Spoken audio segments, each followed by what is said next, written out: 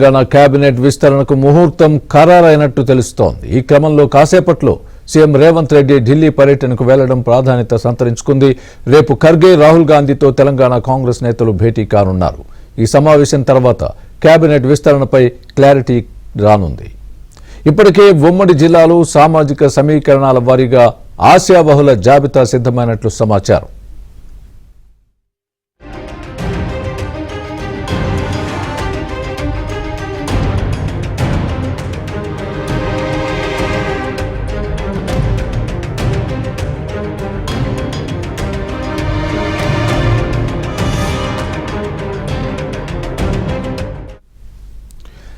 Telangana cabinet విస్తరణకు ముహూర్తం ఖరారైనట్టు తెలుస్తోంది. ఈ క్రమంలో కాసేపట్లో సీఎం రేవంత్ రెడ్డి ఢిల్లీ పర్యటనకు వెళ్లడం ప్రాధాన్యతను సంతరించుకుంది.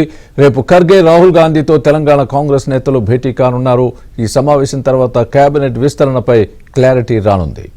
ఇప్పటికే ఉమ్మడి జిల్లాలు సామాజిక సమీకరణాల వారీగా ఆశావహుల జాబితా సిద్ధమైనట్లు సమాచారం. ఇదే విషయానికి సంబంధించి పూర్తి అప్డేట్ మా ప్రతినిధి సిద్ధార్థ్ లైవ్ లో అందిస్తారు. సిద్ధార్థ్, చెప్పండి.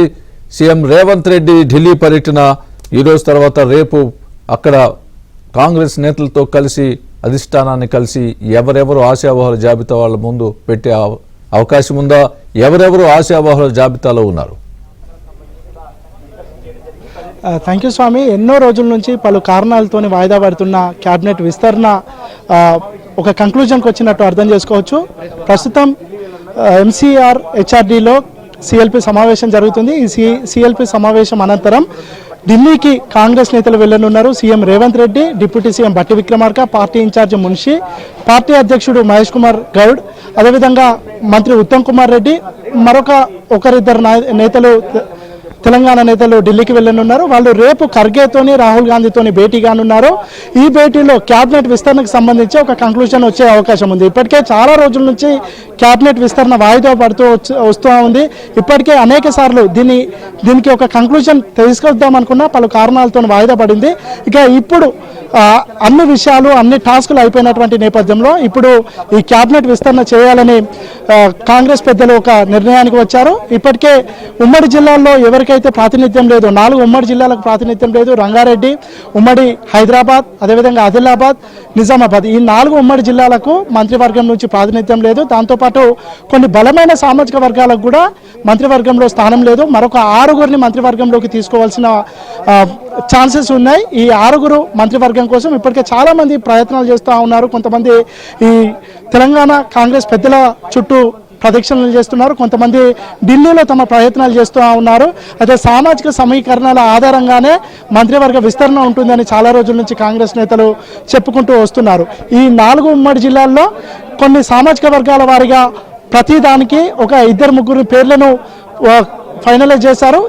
ఈ వీళ్ళలో నుంచి క్యాబినెట్ విస్తరణకు బెర్తులు ఖరారు చేసే అవకాశం ఉంది. అయితే ఈ స్థానిక సంస్థల ఎన్నికల ముందు క్యాబినెట్ విస్తరణ చేస్తే ఏ విధంగా ఉంటుంది, ఇది పార్టీకి లాభదాయకంగా ఉంటుందా, నష్టాన్ని చేకూరుస్తుందా అనే అంశాన్ని కూడా కాంగ్రెస్ పెద్దలు ఆలోచిస్తున్నారు. వీటన్నిటిని పరిగణలోకి తీసుకొని క్యాబినెట్ విస్తరణను చేసే అవకాశం ఉంది. క్యాబినెట్ విస్తరణలో ఎన్నికల కంటే ముందు కొంతమందికి అష్యూరెన్స్ ఇచ్చారు.